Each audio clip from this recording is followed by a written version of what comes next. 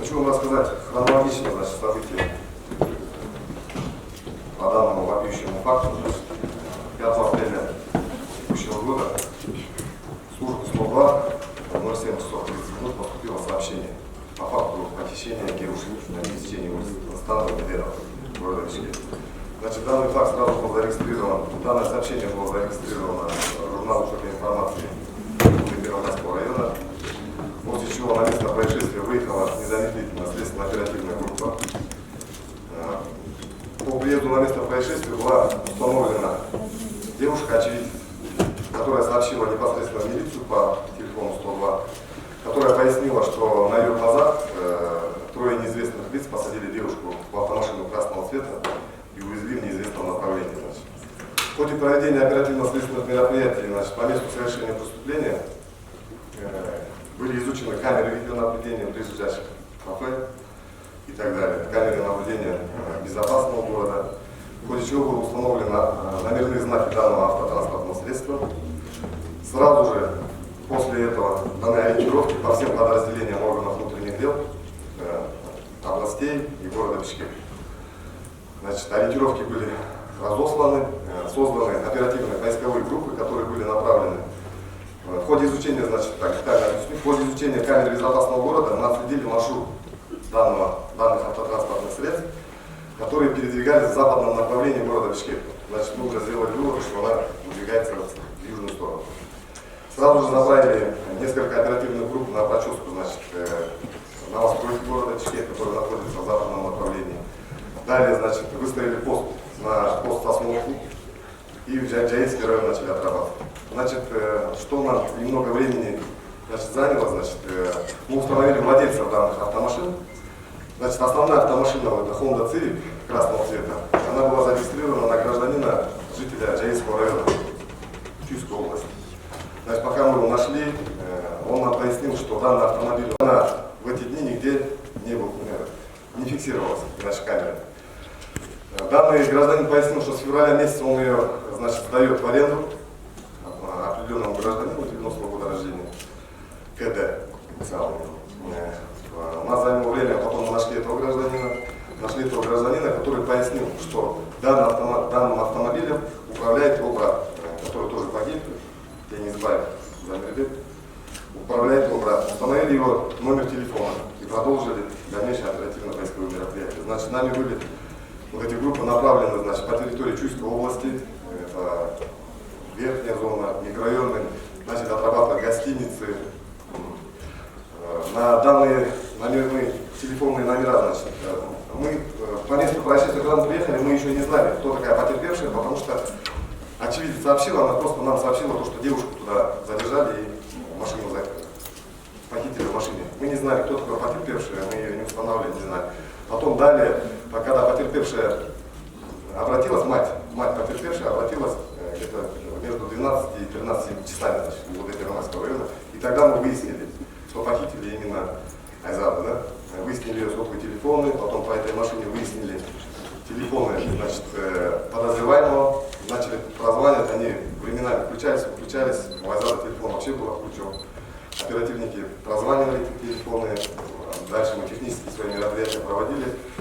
Потом где-то примерно в 16-10 часов, 5 числа, на телефон подозреваемого Замирбека, погибшего, дозвонились оперативники, с ними провели беседу на уговоры о том, что мы там договорились уже с родителями невесты.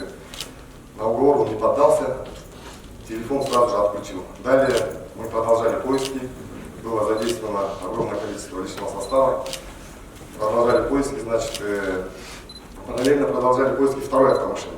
Она также, мы установили то, что она была оформлена на одного человека, который также сдавала в такси.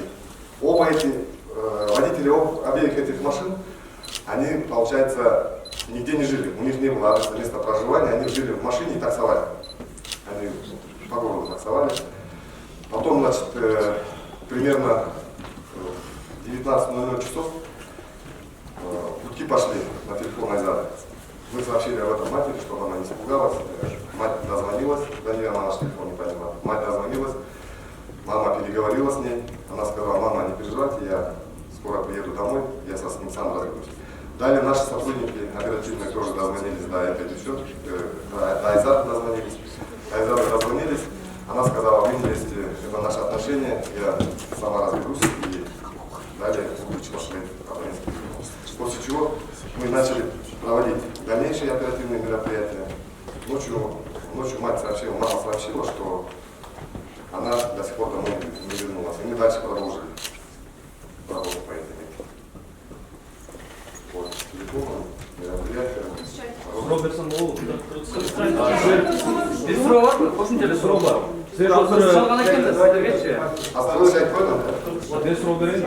Siz hazır, benim adım Almir, ben Klop Medyadanмын. Siz hazır ayttınız, kыздын ата-энеси менен сүйлөштүк, анан айдоочуга чалдык деп. Кыздын ата-энеси менен эмне жөнүндө сүйлөштүңөр? Кыз айдоочуга эмне деп айттыңар? Эмне деп сүйлөшүү болду? Айдоочуга чалганда биз деген мындай суроо койдук. Силер кайякта жүрөсүңөр? Келбейсиңер, эмне болуп туруп, мен сага чакырдык алар. Анткени телефонду эртеден бери кечке чейин чалып атканда ал өчүк болчу. Анан бир убакта саат 16:00 чамаларында биз чалып туруп, ал телефонду көтөрдүк. Көтөргөндөн кийин биз суроо бердик, каяктасың, келгиле, биз милициядан болобуз деп туруп конкретно айттык. Айтып туруп, ал не поддался разговору. Ал бизге түшүндүрүп берди. Мен бул кыз менен 4 айдан бери сүйлөшөм. Биз үйлөнөлү деп атканбыз. Бизге тийишпегиле деп туруп телефонду өчүрүп салды. Андан кийин, уже 3 сааттан кийин биз маркум Айзадага номер чалганда телефон иштеп баштады. Иштеп баштагандан кийин биз апасын айттык, биздин номер таба койду. Апасы чалгандан кийин ал телефонду көтөрүп, апасына айтты, мен түнчүндө үйгө келем. Мен азыр Замир менен өзүм чечишип алам, анан үйгө келем деп айтты. Түшүндүрүп айтты да. Андан кийин биздин опер кызматкерлери чалып, кыз менен сүйлөштү. Ал да бизге ошондой апасына айткан сөздү бизге айтты. Bizde soruyorum. Salamat Oktosun Azatlık Radyosu'ndan. Sizlerge şu kız çalıp atkanda, aydoçu çalıp atkandanın geolokasyaсын табуу техникалык мүмкүнчүлүгү бар жана ошол кезде эмнеге барып анын өзүнүн ал кезде биз деген фиксацияланганбыз. Локациясын фиксацияланганбыз. Ошол жактардын баарын проческа кылып карап чыкканбыз. Полностью өйдө жактын баарын группалар бар, изилдөө болуп туруп карап чыгышкан. Негизи техникалык мүмкүнчүлүк бар тапканга телефон аркылуу.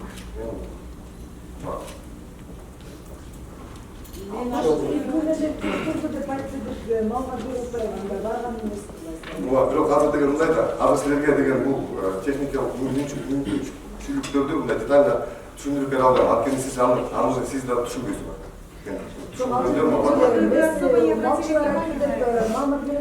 Местный малчылар чалып. Геолокация боюнча баарын издедиңиздер да? Жок, геолокацияны издедик. Бирок техникалык мүмкүнчүлүктөр ар кандай болуп калат да. Бир-эки туура эмес көргөзүп калат. Ошондой моменттер бар да. Анан дагы мындай кичине загвоздкалар болуп калды. Азыр түшүндүрүп берейин. Бизде азыр деген билесиз, соттун санкциясы керек мыйзамдар боюнча. Санкциясынан кийин бүт ошол техникалык моменттерди алышат да, бул деген убакыт өтөт. Биринчиден. Экинчиден биз аны алгандан кийин жанагы подельниктерди установлять этиш үчүн башка телефондорду да көтөрдүк да. Бул телефондорду баарын деген сим карталарды Ош базарынан саткан, бир соток оператор саткан. Ал башка кишилердин атына зарегистрирован болуп калганда, ошол бизге деген убакыт неметип калды да, тоже берилип калды. Анткени бүт телефондордун баары өчүк болчу. Күйүп туруп бизге определенный время керек да. Күйүп турганда определенный времяда биз аны деген локациясын жакшылап текшере алабыз. Камерага тартылыптыр. Камера эмне үчүн Бишкекте керек алчы, анткени тиги жок, мен азыр сизге ушул үчүн керек да, туурабы? Мен түшүндүм сизди, туурабы? Мен эң башында орусча айтып кеттим. Биз бул камералардын баарын, безопасный городдун баары менен маршруттун издеп чыктык. Маршруту бизде бар болчу. Бул маршрут боюнча бул машина батышты көздөй Бишкектен чыгып кеткен. Акыркы камера ак өргө бар го, жаңы болуш ак өргөдөн акыркы жол чыгып кетип атат. Андан ары жок. Анан ошон үчүн биз ошону безопасный город менен отслеживать этип атып, барып Сосновский постко чейин бардык. Сосновский посттун камераларын көтөрсөк, аяктан өткөн жок. Тоошул көздөй ал машина өткөн жок. Ошондуктан биз бияктан да группалар Чүй-өрөндө, Бишкек шаарында группалар иштеп атканда гостиницаларды карап, бияктарды карап, анткени деген локациялар 12 микрорайон тияп бияктап көрсөтүп атканда. она перекидывала, да, технические моменты, сейчас не могу вам описать словами. Она просто өтіп түсіндіріп берші.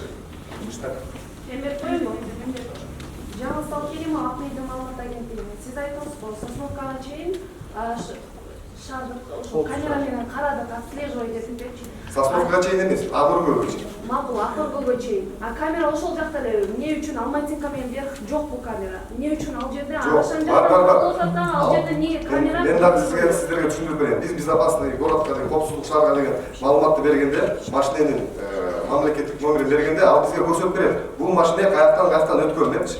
Ошону биз мен түшүндүрүп аткан. Саат 7:28 общение болуп атат эртең мененки. Бул 7:37 Ағыркөлдөн камерадан чыгып кетип атат. Горький, Белинскийден илинип атат камерага. Ошол арты менен барып туруп, ошол жактан чыгып кетип атат. Ошондуктан биз деген барып туруп, Минтранстын камераларын текшерген үчүн биз Сосновкага барып туруп, ошол жактан текшерип, убедились, что бул машина тияка чыккан жок турат жакка. Анан бияктан издеп туруп, уже полный силы. Дагы бир суроо. Масалиева Алматинский көчөсүндө камера турат. Эмне үчүн ал иштебейт? Ал жерде камера байкашы керек эле го. Жок, Масалиева Чолпонский жак менен барган жок. Жок, Алматинский көчөсү менен атат. Мен түшүндүм. Бул Ағыркөл жактан кетип атпайбы? Ағыркөл жактан дальше теряется. Ал аяктан өйдө жактан да выезд бар да, жанагы жал, село жал, жанагы ороктор менен да кирип кетсе болот да. Ошол жакка кирип кетсе болот. Анткени деген локациясы деген биринчи Таштөбө деп көрсөтөт. Таштөбө. А Таштөбө менен Арашан жакын да ошону көрсөтө берет, ачылат, аябай чоң. По пеленгации у меня вопрос. Почему вовремя не была запрошена пеленгация в суде, да, условно? Не были базовые станции, не были пробиты базовые станции. То есть это, насколько я понимаю, это не так много времени, во-первых, занимает. Сейчас я Это, во-первых, да. Во-вторых, у меня вопрос к начальнику ГУВД, да. Вы только что извинились, вы сказали, что этот вопиющий факт, да, то есть вас как отца там и офицера возмущает. Да, вы в отставку не собираетесь? По первому вопросу. Да, Разрешите ответить по первому вопросу. Можно немного повторить? Пеленгация, Да. почему Я пеленгация сейчас вам не была скажу, да, запрошена? мы Почему берем... базовые станции пробиты? Я понял, дайте мне слово. Мы зарегистрировали данный факт в журнал учета информации. Я выше сказал, зарегистрировали его в журнал учета информации ВВД Первомайского района в 7:30 часов утра. Мы не знали, кто потерпевший, кто поехал на этой машине. Далее, в 13:28 мы регистрируем в единый реестр преступлений и проступка заявление мамы погибшей. Заявление мамы погибшей в 3:38 мы регистрируем, ее опрашиваем, и в ходе опроса мы устанавливаем телефон Айзада. Это в 3:38 мы устанавливаем телефон Айзада. Получение санкции занимает определенное время. Получается, мы установили телефон, следователь набивает определенные материалы, несут в прокуратуру, там согласовываем, идем в суд. Это тоже занимает очень много времени. Там быстро так это не получится. Это сейчас вот по законам, вот так, да, по уголовному процессуальному кодексу мы не можем. Сотовая компания ни одна нам не даст без санкций. Сотовая компания нам ни одна не даст без санкций. Мы это уже потом, уже как санкции получили, мы потом выясняем базовые станции, понимаете? Конечно, мы бы сразу бы нашли, но мы все равно, мы прозванивали по этим телефонам, мы прозванивали, они были отключены. Хорошо, Да. после того, как, вот смотрите, в 19:00, да, вы сказали, Да. последний звонок был совершен. Почему после этого или до этого времени вы не пошли, там, не побежали в ту же прокуратуру, почему в тот же Нет, суд? мы побежали, они все там были. Сотовые Не операторы, запросили элементарно. сотовые операторы работают, вы знаете, это частная структура, гражданская, она работает до буквально 19:00, там, 18:30. Мы физически это не успеваем. Вот 13:38 регистрируется заявление в ЕРПП, следователь заполняет определенные бумаги, это тоже время. Оттуда едет в прокуратуру, с прокуратуры едет в суд, и вот эта бюрократия занимает определенное количество времени. То есть, получается, Да. по вашим словам, сейчас, грубо говоря, в таких случаях несчастных, да, и трагических, виновата, по сути, бюрократия. Получается так? Ну, мы долго берем санкции на распечатку телефонных переговоров. Да, это не так просто, потому что мы можем же на каждого брать, каждого там распечатки брать, это же частная жизнь, это же тоже надо проверять. Если каждому будем давать, вот, например, любого из нас безопасность тоже. Нет, Это же вы как- Мындай суроолордо силер азыр санкцияларды көп алабыз деп атасыздар. Азыр мен берип алайынчы суроо. Ошол эле активисттерди, дагы бир блогерлерди кармаганы барганда силер заматтары жетип барып, автоматтар менен жетип барып кармайсыңар, тинтийсиңер. А эмне үчүн бул жерде адам бул алгачуу ушундай оор кылмышка келгенде силер бездействовать етіп қаласың. Жоқ, біз деген жетіспейсіңдер да жоқ, бұл деген суроо мында емес. Бұл Жоқ, 2-3 саат. аналогия болды. Жоқ, аналогия емес, 2-3 саатта біз қанша аламыз? Ошоны біз ала албайбыз 2-3 саатта. Блогерлерге батарея жүздері жетіп бар В один момент можно, да, вот, не перебивать друг друга, уважаемые журналисты. В части блогеров, да, я могу вот, пояснить, в этом я компетентен, то, что мы все знаем, журналисты пользуются соцсетями. Блогеры – это все публичные люди. Они не преступники на тот момент были, когда, и они освещают свою деятельность, и каждый из нас практически знает его лицо, и он не скрывается. А злоумышленник, совершивший преступление, всегда пытается скрыть свои следы. Вот здесь вот немного разницы, чтобы мы понимали, между открытыми публичными людьми и злоумышленниками, которые совершают преступления и после чего заметают свои следы. Сколько Немного. начинаний было у второго, получается, У похитителя. В настоящее время, значит, идет вскрытие судмедэксперта. Предварительно сонная артерия перерезана. Он сам себе предварительно воткнул нож. Потому что при осмотре места происшествия машина бывает закрыта изнутри. Бүгін Айзада жерге берілетін отырып, судмед экспертиза болуы. Вот. Уважаемые коллеги, по два вопроса давайте будем уважать друг друга немного. Кто задал два вопроса, уважайте права других тоже своих коллег. Хорошо? Да? Вот, я вижу тоже антипресс. Кто стоит, просит.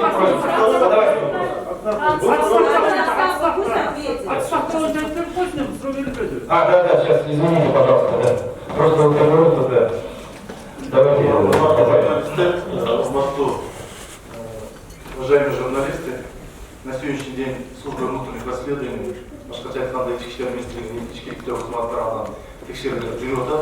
Сол тексерудің жиынтығымен шаралар көрді. А сами вы не собираетесь? Мен азыр бұл қылмышты атышым керек, құрметті журналистер. Аяғына шейін шығып, бүгінгі күндегі бізден шектеу адамдардың барлығын қармап, қылмышты аяғына шейін шығарышым керек. Мен билетім үшін. Вот я. Здравствуйте, меня зовут Алма, я представитель Бахипресса. Я хотела уточнить такой вопрос. Можете рассказать вкратце о личности похитителя? Кто он, чем он занимался? Был ли ранее он женат? Судим, может быть? По личности потерпевшего, я так значит, скажу. Мы личность потерпевшего. Подожди, на русском задали вопрос. Коллеги, имейте совесть. Мы же Тише, пожалуйста. По личности потерпевшего, значит, вы сказать прямо. По личности потерпевшего, значит, я скажу так. Личность потерпевшего мы потом уже изучили, когда мы установили.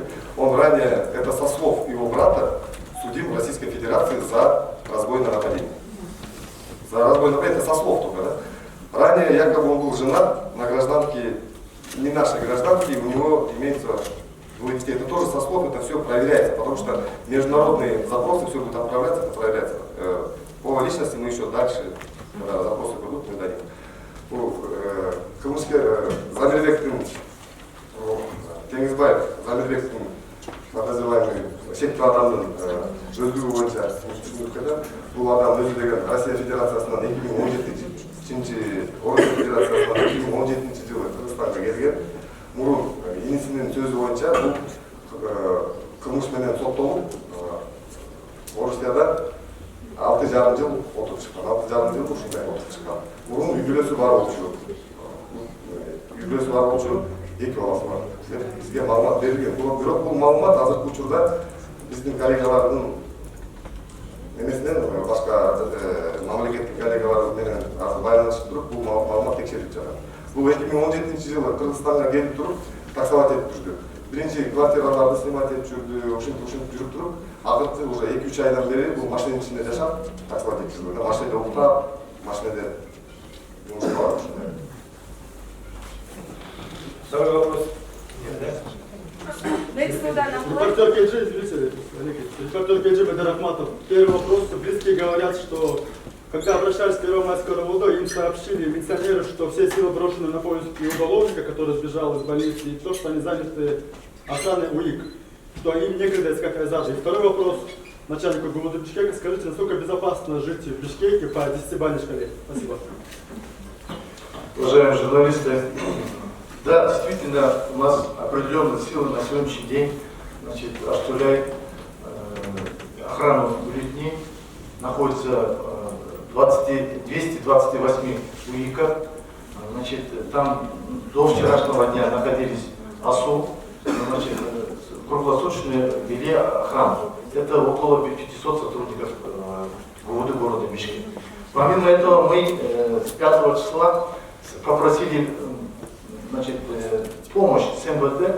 Около 500 человек на сегодняшний день несут службу по городу Бишкек, чтобы город не остался, что открытым не остался. Значит, патрулирует в общественных местах, вокруг дома, значит, в больших улицах, парках, скверах, в общем, одним словом, в общественных местах. А то, что, значит, силы были задействованы по, значит, установлению, там, раскрытию другое преступление, это определенные лица. Вы не забывайте, уважаемые коллеги, это, значит, похищение человека, вот Казалагачу, Уголовного кодекса 175 статья относится к тяжким преступлениям. Поэтому мы в первую очередь всегда, значит, уделяем время на особо тяжкие резонансные преступления. То есть все силы, свободные силы, помимо этого центрального аппарата, полностью, начиная с меня, значит, были брошены по установлению местонахождения и значит, их сообщников, то есть вот по видеокамерам, по видео вы видели, да, тех пособников или там соучастников этого преступления, все силы будут брошены. То есть мы уже 3 дня дома не ночуем. Мы только успеваем на полчаса съездить, переодеться, побриться, помыться и все. Остальные дни вот круглосуточно мы с 5 числа в связи с выборами несли службу, значит, это, как говорится, усиленный вариант, понимаете? Второй вопрос. Насколько безопасно жить в Бишкеке? Второй вопрос. Уважаемые коллеги, вы прекрасно понимаете, что столица нашей республики это Бишкек. В Бишкеке проживает более 1 200 000 населения. Каждый день, значит, заезжает и выезжает около 300 000 населения с разных регионов нашей республики. Помимо этого еще приезжают наши иностранцы. Мы всячески стараемся, значит, обеспечить безопасность дорожного движения, безопасность в общественных местах, безопасность граждан проживающих, а также гостей. Все силы, одним словом, по сравнению с другими регионами, город Бишкек почти что работает круглосуточно. Машина 2 күндөн табылды да, анын ичинде өлүк бар экен. Некстилдан акылайык.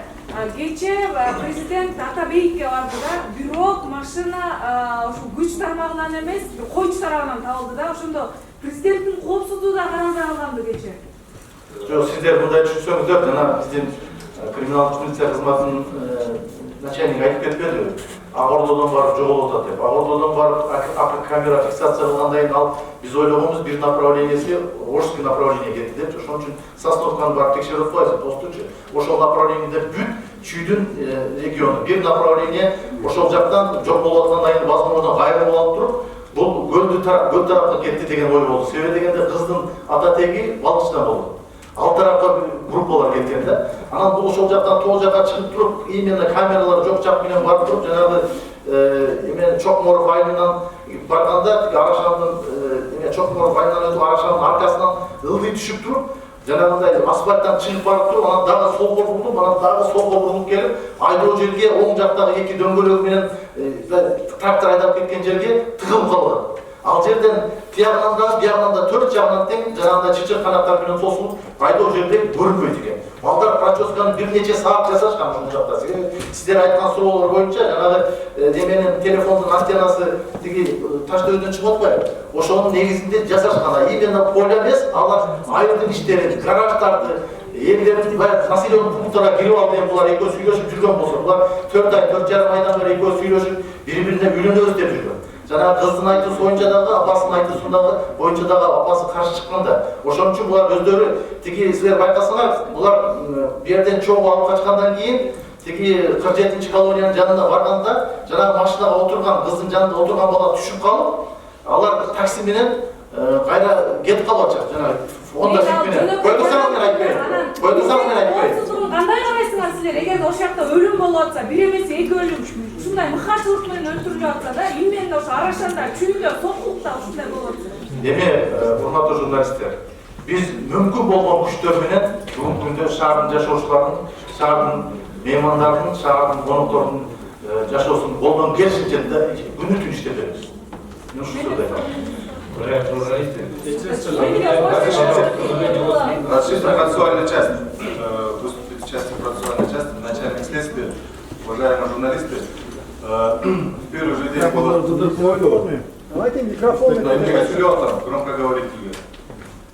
В первый же день была создана следственная оперативная группа. Были подключены следователи центрального аппарата ГУВД и районные первомайские следователи. Максимально задавались коллеги, вот Улан Ваншбеков сейчас сказал, действительно процедура определенное время занимает, получение санкций, разрешения выемок, распечаток, прослушки, фиксации по местоположению абонентов. Вот эти все процедуры были максимально оперативно сделаны, как никогда на этот раз. Потому что было сразу видно, что по видео в первый же день было изъято путем производства выемки из кафе «Фариза». И я хотел бы сказать, когда обнаружилась автомашина на поле, действительно осмотром было установлено, что автомашина находилась в удаленности, там даже дороги не было. Автомашина проехала определенную часть по краю спаханного поля, и когда там за лесопосадкой на протяжении от центральной дороги, где куда проезд от Абии, порядка 1,5–2 километров вниз была дорога. И после того, как там выехала следственная оперативная группа, на месте было обнаружено, что машина правым колесом застряла, в тот день был дождь, как вы все прекрасно знаете, да? Застряла на краю спаханного поля и так и осталась. Там обнаружены были следы одного человека, были, скорее всего, по нашим предположениям, были предприняты попытки для того, чтобы выехать. Ветки постелил он и пытался выехать оттуда, но не смог. При обнаружении все двери были закрыты, багажник автомашины был закрыт изнутри, ключи автомашины были в замке от скважины зажигания, и автомашина была в выключенном состоянии. Кроме того, при осмотре трупов было обнаружено, что оба телефона находились при них. С телефона девушки была снята сим-карта, она была помещена между чехлом и корпусом телефона. Кроме того, сам телефон подозреваемого Теңизбаева тоже был в выключенном состоянии. Также на сиденье был обнаружен канцелярский нож, скорее всего не канцелярский нож, а обойный нож, вот строительный нож с острым лезвием, путем которого, с использованием которого он сделал себе 3 пореза. Один из них оказался глубоким, левой рукой, скорее всего, был осуществлен порез, сонную артерию задета было и большая кровопотеря была. Девушка была, скорее всего, по предположению, по заключению экспертизы, вот сегодня вопрос был, выйдет заключение, мы сегодня ждем предварительное заключение судмедэкспертизы. Механическая асфиксия, она была задушена футболкой того же подозреваемого Теңизбаева. В багажнике автомашины были обнаружены, одежда была обнаружена шашка такси, в сумке были его личные вещи, там сменное белье, футболки были и так далее. Такая небольшая сумка, да, вот, скорее всего, по нашему предположению, футболку он оттуда достал. Сам был одет в такую футболку типа пола, темного цвета, и находились оба трупа на заднем пассажирском сиденье. Все окна автомашины затонированы, кроме передних, боковых. Задние окна затонированы, и сдалека обнаружить или увидеть, что там кто-то находился или присутствие человека невозможно. Только нужно подойти вплотную к машине, с лобового стекла видно, да, что там находятся люди. Вот поэтому первые 2 дня пастух, он не дал к этому особого предназначения и подумал, что машина застряла и никуда не сообщал. А в части того, что были вот эти произведены все следственные действия, своевременность, это действительно на сегодняшний день у нас очень большие проблемы, вот, не только с принятием новых законов, это надо сказать открыто, мы определенную оперативность в производстве, получения санкций, специальных следственных действий, оперативных мероприятий, определенную оперативность мы потеряли.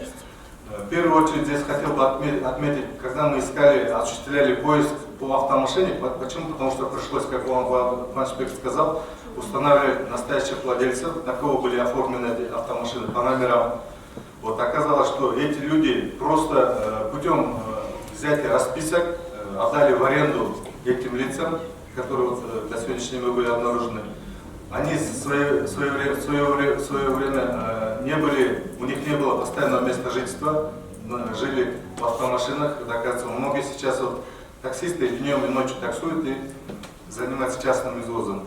Вот раньше при передаче автомашины, при переоформлении всегда мы выписывали доверенность. Эта доверенность регистрировалась в УБДД, и тот человек, который принимает эту автомашину, он фиксировался и был на специальный реестр, согласно которому можно было быстро в течение получаса-часа можно определить, кто на самом деле на сегодняшний день управляет этой автомашиной. Потом по продажам сим-карт. Также было при получении санкций взяты распечатки на телефоны обоих погибших и подозреваемых, и жертвы. Вот. Один был Сошки и второй Мегаком. Оказалось при проверке, что по идее, по порядку они должны быть оформлены. То есть человек приходит, оставляет копию паспорта, составляется договор и он забирает сим-карту. Вот в последнее время очень распространено в компаниях сотовых операторов, они поручают этот вопрос своим дилерам. Дилеры раздают эти сим-карты в торговые точки и полностью полагается на них. На самом деле в торговых точках никто не берет эти копии паспортов, формально якобы записывают, кто там что, но на самом деле никакой дальнейший след лица, который приобретает эти сим-карты, не остается. Это тоже очень большую сложность представляет для следственных органов. Похищение лица с целью вступления в брак. Вот.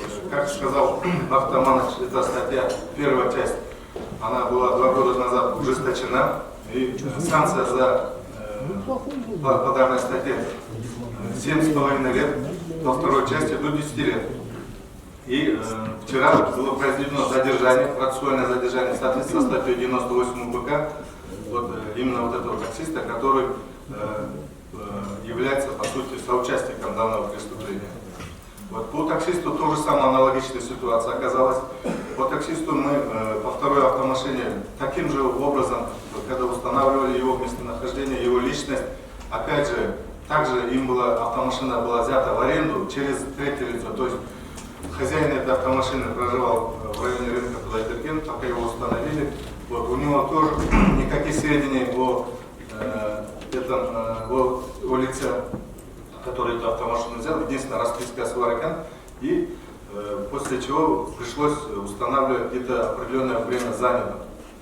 Но хочу сказать, что таксист уже оперативниками был задержан и доставлен еще вчера, до обнаружения автомашины с трупами был задержан, с ним проводились первоначальные следственные действия, и после уже через 3 часа поступило сообщение, что от Аламединского РОВД, что была обнаружена автомашина с трупами. Уважаемые журналисты, дайте коллегам тоже задать вопросы. Не перебивайте. Считаете ли вы это фемицидом?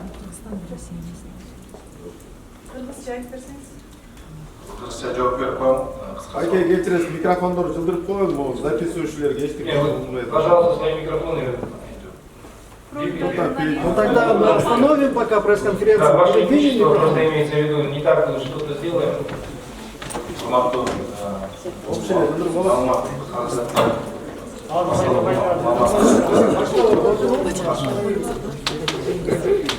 Будьте вежливы, пожалуйста.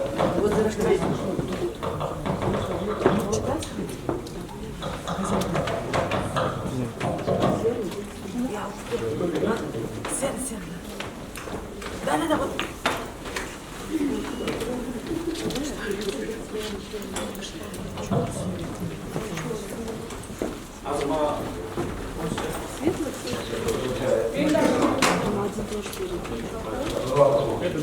Команда журналистов. биринчиден кылмыш катталган күнүдөн баштап биринчи май районунун РУД ичинен жана борбордук РУД Бишкектин борбордук тергөө аппараты менен чогуу биргикте тергөө тобу түзүлгөн. Тергөө тобу жана оперативниктер, опытный тергөөчүлөр кошулган. Тергөө башталганда эле жана айтылган вопростор боюнча туура айтылды. Санкциялардын баарын алуу үчүн атайын тергөөчүлөр бөлүнгөн. Алар сразу сотко кетишти. Ошол санкцияларды алганда кээ бир эки тергөөчүбүз допростор менен алектенип калышкан ошол маалда. В общем, только Первомайский РУД 5 тергөөчүбүз иштеди биринчи күндөн баштап. Жана камера безопасный городдор боюнча иштеп атышты. Выезд кылышты, бир тергөөчү Сосновкага чыгып кетти. Следственный оперативный группа менен чогуу. Ошол тергөө ыкчам амалдары баары убакыт боюнча уюштурулган болчу. Жана айтып кеткем келет, жана автомашина табылганда эки маркум ошол автомашина табылганда ал жерден автомашина акты сведениясында табылган болчу. Жана Теңизбаев деген эмне менен табылган болчу. Мойнуна кесилген жаракаттар менен анын жанында жанагындай обой кескен атайын жана канцелярский нож деп коет, ошол бычагын ошол канцелярский нож табылган болчу. Жанында сотовый телефон табылган болчу. Жана жертва маркум Айзажа ошол жерде жана мойнунда футболка менен оролунуп мындай сол жагында жатып калган болчу да.